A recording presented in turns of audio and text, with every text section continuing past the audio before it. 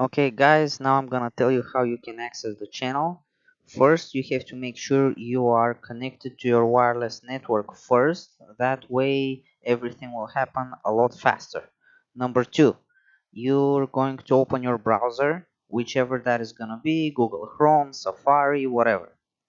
So we open the browser. After that, we have to type YouTube.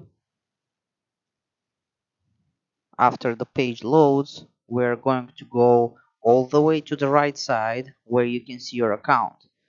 You're going to click there one time. After that, you're going to go on the drop down menu where it says YouTube Studio. You're going to mark that one time. After the page loads, you're going to go all the way to the right again where you see your profile picture. You're gonna click that so you can open the drop down menu. From there, you're going to go to switch account. After you do that, go down where it says MDSL channel. You mark that. After that, you are in the channel already. You're going to go all the way to the left where it says videos. Click there one time.